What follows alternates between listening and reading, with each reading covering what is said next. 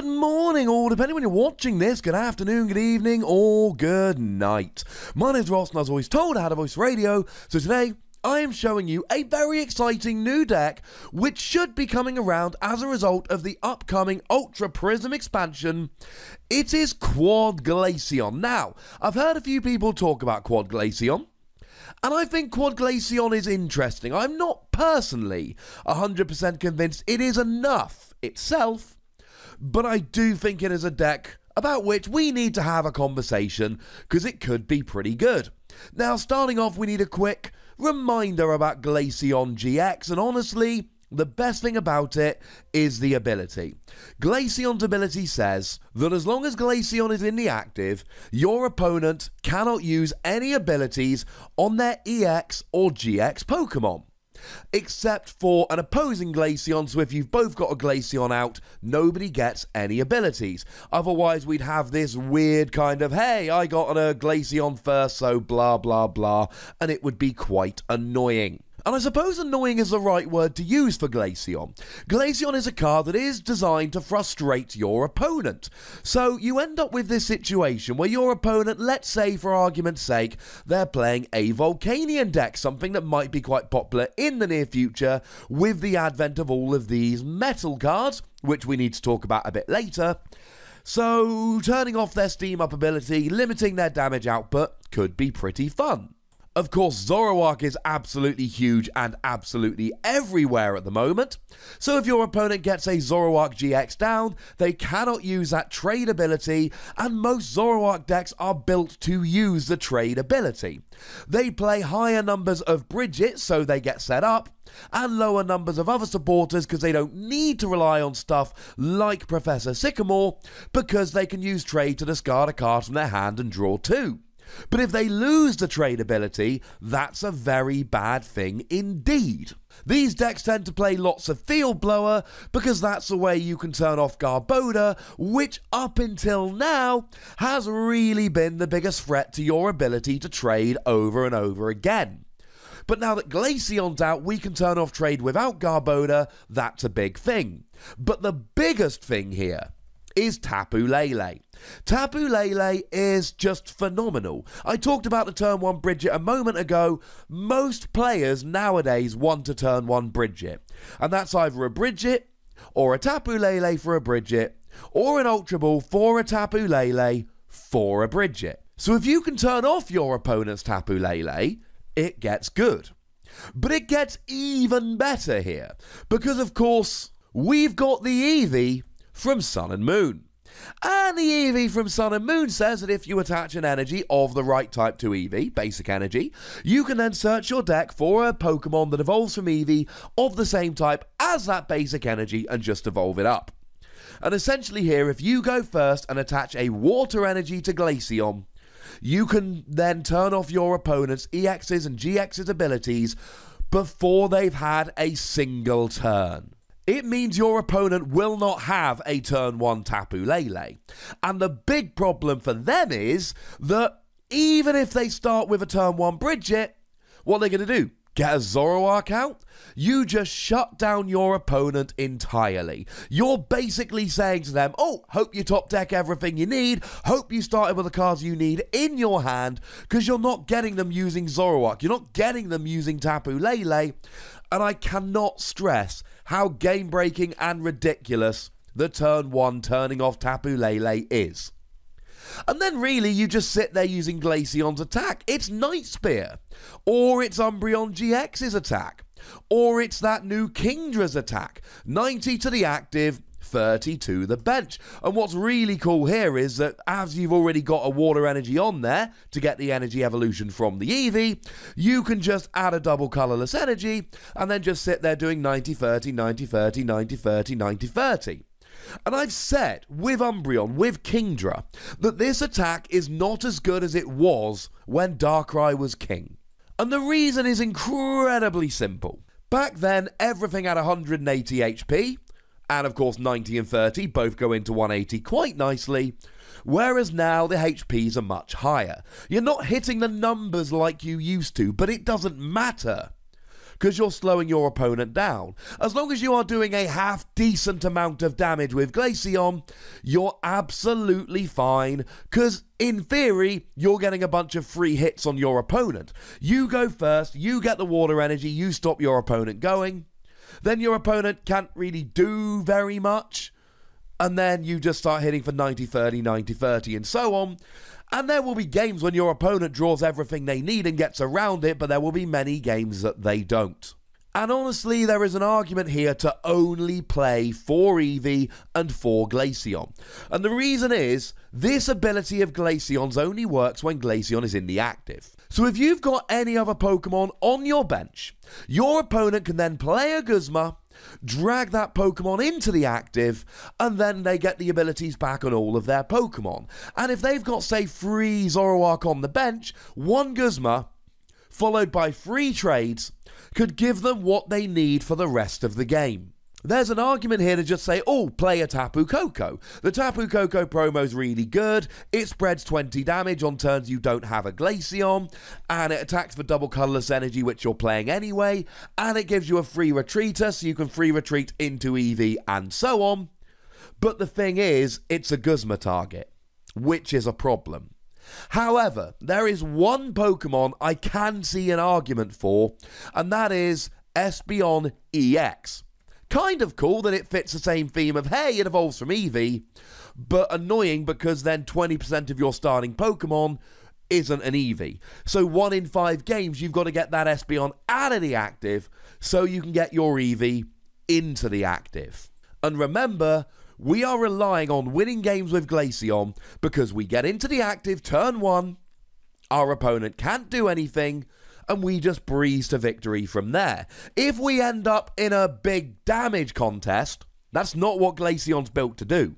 You're only doing 90 damage. Now, I suppose with a choice band, that means you're basically 2-hit KOing anything, but there's plenty of Pokemon out there that can get a 1-hit KO on Glaceon, or get a 2-hit KO while playing Ace Roller, and you can't abuse Ace Roller here because you need 2 energy attachments to attack, whereas stuff like Golisopod, like Zoroark, need 1 energy attachment, giving them much better access to Ace Roller. But the thing about Espeon is that what you're doing is you're hitting the bench constantly. If we look at recently played Pokemon like Zorua, like Rockruff, we see that they've got 60 HP. Now, there's plenty of others like Wimpod and Trubbish that don't, so let's just ignore those for the minute. But it means that the residual damage from 2 of Glaceon's attacks will do 60 damage. And if you can get 60 damage on all your opponent's Pokemon, you bring an Espeon for a single energy, and then you get Miraculous Shine, you devolve all those Pokemon, they get KO'd instantly. That's pretty gosh darn good. So maybe you play Espeon, but I don't think you play any other Pokemon. And then, of course, you got to fill out the rest of your deck. And stop me if you've heard this before. Stop me if you heard this with Glaceon's cousin Sylveon lately. Just play Energy Denial. Play Disruption decks. Remember, you are not going toe-to-toe with giant KOs here. What you're doing is stopping your opponent playing so that you just spread a bit of damage around the field and win. So Energy Denial cards here are great. Crushing Hammer, brilliant. That gets rid of some energy. Enhanced Hammer, to get rid of some special energy without a coin flip. Brilliant. Plumeria gets rid of basic energy from the bench. The only good way we have to do that is Plumeria. Crushing Hammer works, but it's on a coin flip. Team Skull Grunt get rid of that energy in their hand that they're trying not to attach.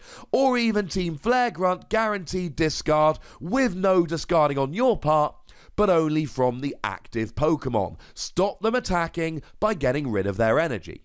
Or maybe we want to play Bench Denial here. Maybe we use something like Parallel City to put them down to free bench Pokemon.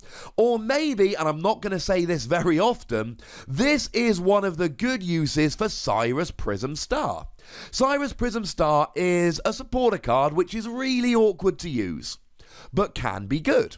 You can only play it if you've got a water or a metal Pokemon in the active, and your opponent chooses 2 bench Pokemon and all the rest of them get shuffled into their deck.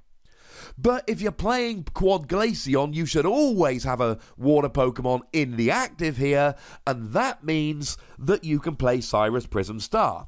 then you can get rid of a bunch of your opponent's bench Pokemon while getting rid of energy on the few Pokemon that they've kept, and this could be kind of fun. I don't know if it'll work, but it seems like one of the decks where it's worth a play. And you could even have a go with Team Rocket's handiwork here. You're not really trying to deck them out, so to speak. What you're really trying to do is slow them down long enough to spread enough damage around to win. But then again, discarding a couple cards on some coin flips could be a bit of fun as well. And last disruption card to mention here, how about using Red Card? Puts them down to a 4-card hand is an awful lot of fun. Give them a low hand while limiting their bench with Cyrus Prism Star, while turning off their abilities and getting rid of a bunch of their energies as well. Now, if this sounds too good to be true, the answer is it might be. Because there are two big issues here, one of which is more likely to be encountered than the other.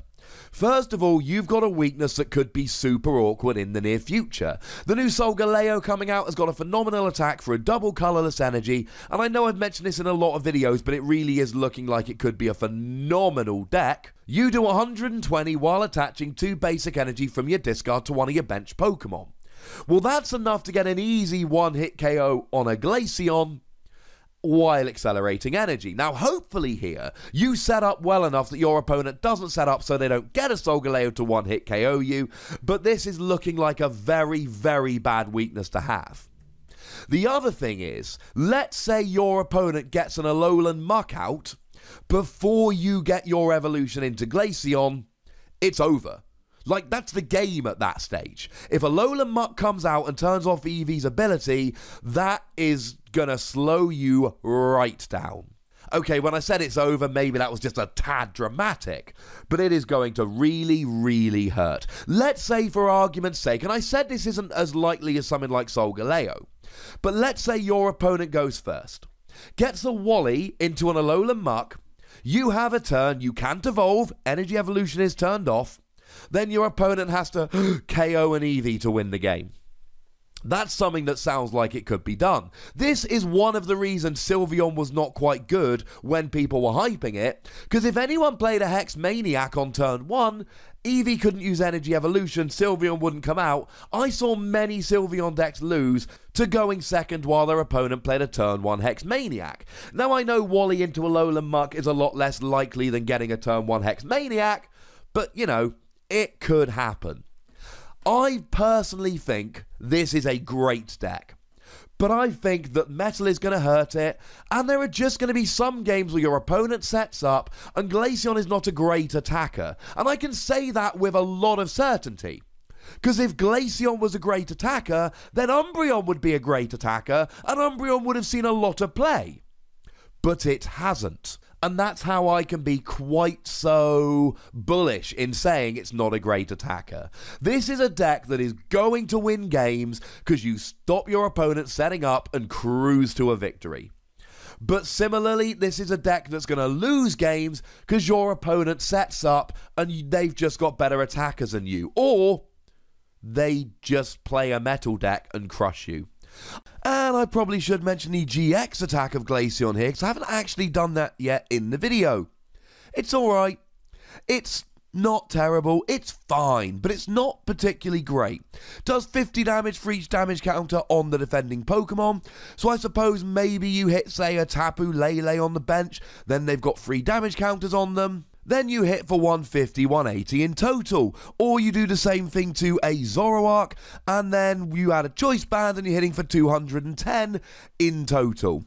It's fine. Like a lot of these GX attacks, it may well give you a big KO at some point during the game, but it really is a handy little bonus. It's not the reason to play the card, but if you're playing Quad Glaceon, it's the only GX attack you're going to have. Either way, it's definitely worth a test, and as always, I want to hear what you think about this deck. Do you have a deck list you want to share? Chuck it down in the comment section. Anything you want to tell me about this deck, let me know. I'd love to hear it, as I'm sure would everyone else in the comments. Go nuts! Be nice. Make sure you like this video, subscribe to this channel, follow me on Twitter at TheWassy, and Twitch for some live action at twitch.tv/TheWassy. patreon.com/PTCGRadio. If you want to support the channel, get some bonus pods and so on, you can do so by going to patreon.com/PTCGRadio. But by far the most important thing, as always, is to look after yourselves until next time. Thank you very much for watching. My name is Ross, and you've been watching PTCG Radio.